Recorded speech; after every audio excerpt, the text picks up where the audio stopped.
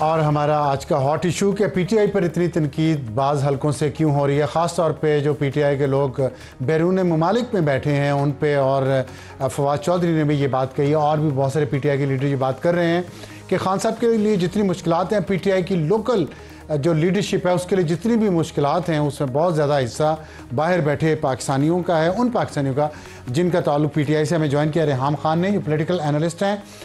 उनसे बात करेंगे कि ये क्या चल रहा है आजकल पीटीआई के अंदर और पीटीआई के बाहर। रेहाम साहब अस्सलाम वालेकुम। वालेकुम सलाम अफसार साहब।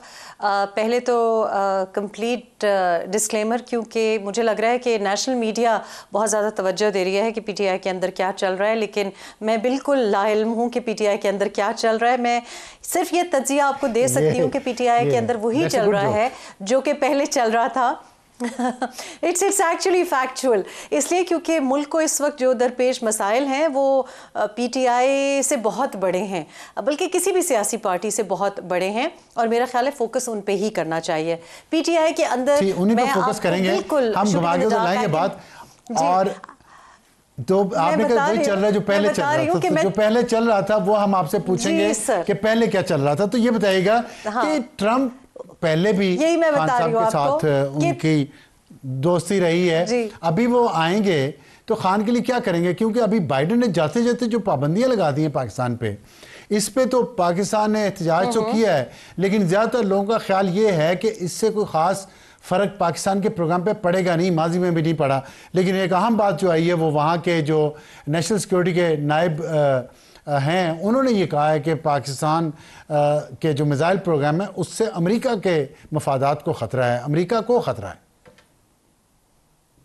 तो कैसे आप देखते हैं? तो बेसिकली पीटीआई में तो मैं एक तुक्का आपको लगा के बता सकती हूँ कि पीटीआई में तो एक पावर ग्रैबिंग चल रही है, और वो everyone is going to be trying their luck. सब अपनी किस्मत आजमाई कर रहे हैं कि कौन इस वक्त पावर ग्रैब कर सके। और दूसरी तरफ उफ इतने ज़्यादा हैं, आपका प्रोग्राम ख़त्म हो जाएगा। तो जाहिर है पहले तो फैमिली में ही काफ़ी ज़्यादा एक डिवीज़न ऑफ इनहेरिटेंस कह ले या नाम के ऊपर बहस और पावर टसल चल रही होगी। लेकिन इसके अलावा आपके प्रोग्राम पे भी आपके बार बार जो लोग आते हैं, फवाद चौधरी साहब भी दोबारा किस्मत आजमा रहे, कुछ और लोग भी जो कि रोते धोते हमें दिखाई दिए हैं और पस मंज़र से बिल्कुल गायब थे, वो भी वापस आ गए हैं।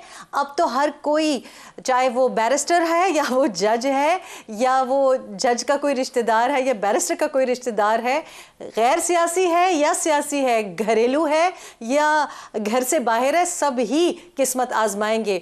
अच्छा, ये बताइएगा कतरा कलामी की माफी के जो आपने कहा कि पार्टी क़यादत पे कब्जे की कोशिश हो रही है, तो ये घरेलू जो आपने दौर की बात की है, जब आपका घरेलू दौर था उस वक्त भी ऐसी कोई टसल चलती थी? क्योंकि अगर आप आज हम देखें तो हमें तो ये लगता है कि खान साहब पे पूरा कंट्रोल बुशरा बीबी का है, और अलीमा खान, रुबीना खान वो उस तरह कंट्रोल में नहीं आ पा रही जिस तरह के दूसरे लोग आ रहे हैं। क्या ये तासुर दुरुस्त है? देखिए, मेरे साथ तो ऐसा कोई इशू नहीं था। मेरा ख्याल है टीवी पे इसके बारे में बात की गई, लेकिन मैं बिल्कुल ला ताल्लुक थी, और जहां हमें कहा जाता था कि आप पहुंच जाएं या ये वीडियो रिकॉर्ड कर दें, वो हम तो पार्टी जो चेयरमैन थे या जो कोई भी डिसीजन मेकिंग पावर रखते थे, फॉर एग्जांपल जैसे केपी के अगर कोई प्रेसिडेंट थे यूसुफ अयूब साहब, अगर वो आपसे कुछ दरख्वास्त कर रहे होते थे तो हम तो पार्टी जैसे डायरेक्ट करती थी कि अब ये बोलना है, ये यहाँ खड़ा होना है, यहाँ नहीं खड़ा होना, हम तो वैसे ऑर्डर्स फॉलो करते थे। तो यहाँ पे कुछ और सिचुएशन है, ये करना कि किसको टिकट देना है, किसको टिकट नहीं देना है, किसको जनरल सेक्रेटरी बनाना है, वो अपना उनका एजेंडा है कोई। मेरा ख्याल है कि यहाँ पे तो ऑर्डर दिए जा रहे हैं ना, ये तो उन्होंने खुद ही ऑब्वियसली बहुत दफ़ा पार्टी ने ये कहा है कि जी सीएम हाउस में बुलाया, तो अगर कोई बुला रहा है आपको तो ज़ाहिर ऑर्डर ले तो नहीं रहा ना, ऑर्डर दे रहा है। तो ये बिल्कुल ही डिफरेंट डायनामिक्स हैं। तो ना तो मुझे ऐसा कोई शौक था और ना मैंने ऐसा कोई कदम रखा भी, कभी सेक्रेटेरिएट में भी कभी कदम नहीं रखा। अगर सीएम साहब ने आपको किसी वजह से बुलाया है, किसी लंच पे बुलाया है, बहसियत एक आप +1 के अगर गए हैं, वो और बात है, लेकिन ऐसा कभी नहीं हुआ। ये तो मंजर ही बिल्कुल मुख्तलिफ है। बहरहाल कमिंग बैक टू के ट्रंप दोस्ती दोबारा निभाएंगे कि नहीं निभाएंगे, देखें ट्रंप इस तरह मुख्तलिफ है जी, क्योंकि मैं तो एक तो सियासत में ना मुझे कोई इंटरेस्ट था, तो ना तो मुझे उसमें कोई एंट्री दी गई, ना मैंने ऐसी कोई तजावीज़ दी, ना मैंने ऐसी कोई मदाखलत की। ये अगर लोगों को अब चूँकि सब सच बोलने शुरू हो गए हैं, तो वो लोग जो कि अब खारिज भी कर दिए गए हैं पार्टी से, जो कि मेरे ही लिए, आपको याद होगा ये जो सिंगर साहब हैं जिनको आज खारिज कर दिया गया है पार्टी से, उन्होंने बहुत सख्त ज़बान जब मेरे लिए इस्तेमाल की थी, तो तब ऐसा कुछ नहीं होता। जी जी, तो उनको उस वक्त नहीं खारिज किया गया था, लेकिन उस वक्त हालात बहुत मुख्तलिफ थे। मुझे टीवी से पता चलता था कि जहांगीर खान तरीन को जनरल सेक्रेटरी बना दिया गया है और मैंने बना दिया है, पर ऐसा कोई ना तो मेरी कोई इन्वॉल्वमेंट थी, ना मेरी कोई ऐसी ख्वाहिश थी। हाइंडसाइट में आप ये नहीं देखती या सोचती कि ये जो अभी बुशरा कर रही है, ठीक कर रही है कि सलमान अहमद ने ज़रा सी तनकीद की उठा के पार्टी ने बाहर फेंक दिया, आपको भी इसी तरह थोड़ा सा ज़्यादा कंट्रोल रखना चाहिए था?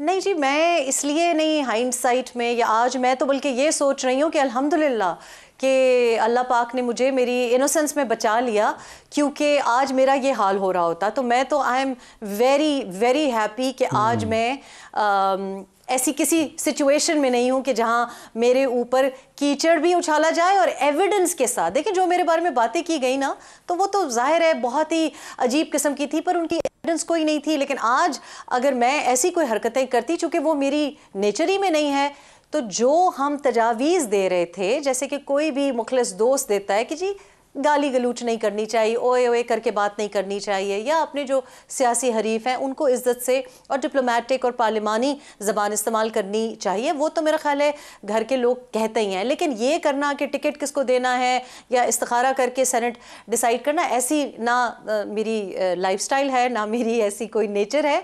तो मैं तो अल्लाह का लाख लाख शुक्र अदा करती हूँ कि मुझे बचा लिया गया।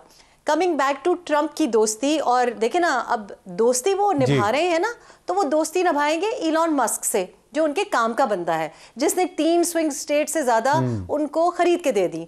अगर वो दोस्ती निभाएंगे ना, तो वो दोस्ती शायद जेफ बेजोस से निभाएं, जिनके साथ वो रात का खाना खा रहे थे।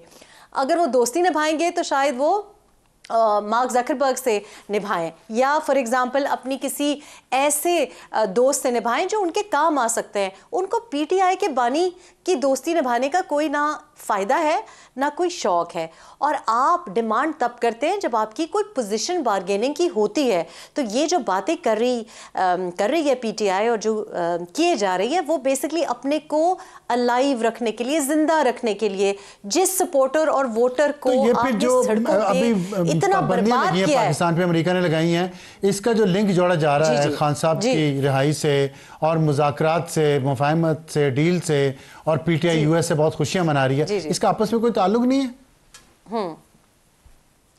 देखें पीटीआई माशाल्लाह, आप कुछ उठा के ले लें, अगर आप समझे कि वीनस पे आज कोई स्पेस क्राफ्ट पहुंच गई है, तो पीटीआई उसको भी अपने साथ और उसकी भी कामयाबी का सहरा अपने साथ जोड़ लेगी। And I think I am very impressed by this. लेकिन इसका कोई ताल्लुक नहीं है।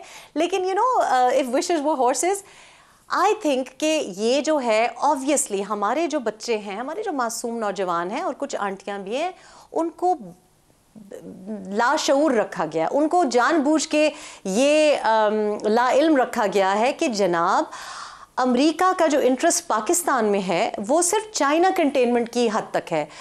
अमेरिका को आदत हो गई है अपना राज करने की। तालिबान बनाने पे तो वो पाकिस्तान आ जाते थे, लेकिन देखिए चाइना की तरफ अगर हमारा झुकाव है तो वो इस वजह से कि चाइना जब आता है तो यहाँ पे सड़कें बनाता है, ऑरेंज लाइन बनाता है, इंफ्रास्ट्रक्चर बनाता है। तो पाकिस्तान के ऊपर ये जो सैंक्शंस लगी हैं, ये पहले भी लगी हैं, ये सैंक्शंस चाइनीज कंपनीज पे भी लगी हैं। ये इस वक्त चाइना के ऊपर चूंकि इस तरह से चढ़ाई यूएस कर नहीं सकता, और जब भी ट्रंप साहब आते हैं तो वो ईरान को भी आंखें दिखाते हैं और इस किस्म की बातें करते हैं। यानी कि एक पॉपुलिस्ट प्रेसिडेंट जब आता है, पॉपुलिज्म की वजह से जब इलेक्ट होता है, उसका रेटरिक ये होता है। आने वाले दिनों में हम क्या देखेंगे? पीटीआई पाकिस्तान यूएस के दरमियान ये सारा कैसे चलेगा मामला? देखिए पीटीआई का तो कुछ भी नहीं हम देखेंगे। पीटीआई की तो अब हम देखेंगे कि किसी ना किसी तरीके से कोई अपॉलॉजी आएगी और उसको किसी तरीके से कहा जाएगा कि माजरत भी होगी, माफी भी मांगी जाएगी और कहा यह जाएगा कि नहीं वो हमसे माफी मांग रहे हैं क्योंकि उनका प्रोपेगेंडा सेल बहुत अच्छा है। लेकिन यहाँ पे पीटीआई तो is not an issue any more. देखिए पीटीआई तो अगर पावर में होती या पावरफुल पोजीशन में होती तो तब ट्रंप साहब उनको खातिर में लाते। इस सैंक्शन का या आगे अगले महीने में क्या होने जा रहा है मुल्क में, उसका पीटीआई के साथ कोई ताल्लुक नहीं है। पीटीआई के लिए सबसे अच्छी बात यह होगी कि बानी कोई माफी तलाफी कर लें, कोई थोड़ा बहुत उनको कोई डाइल्यूटेड सेंटेंस मिल जाए या सेंटेंस ना ही मिले। हम तो यही ख्वाहिश करेंगे कि पार्लिमानी ही रूट इख्तियार करें और सियासी ही रहें। और अगर उनको कुछ ऐसा कुछ हो गया कि कोई 14 साल की इम्प्रिजनमेंट या कुछ और खुदा न खास्ता हो गया तो फिर पीटीआई जश्न मनाएगी क्योंकि उनको रिहाई से या उनकी सजा और जजा से कोई दिलचस्पी नहीं है। इस वक्त सब सिर्फ पीटीआई पे काबिज होना चाहते हैं क्योंकि जैसे लैंड ग्रैबर होता है वैसे ये पावर ग्रैबिंग चल रही है। ठीक है, बहुत अहम और गहरी बात की है रेहाम खान ने और बहुत अच्छी बात भी की है कि अपना ज़ाती उसमें किसी भी किस्म की बात को नहीं लाई और उन्होंने कहा कि चाहते ही है कि इमरान खान को सज़ा ना हो और उनको सियासी तरीके से ही उनके मामलात को हैंडल किया जाए। लेकिन देखते हैं पीर को क्या फ़ैसला आता है और पीटीआई किस तरह आने वाले दिनों में पावर ग्रैब जो पार्टी की क़यादत के लिए जो कशमकश हो रही है उसमें क्या आगे जाके हमें देखने को मिलता है।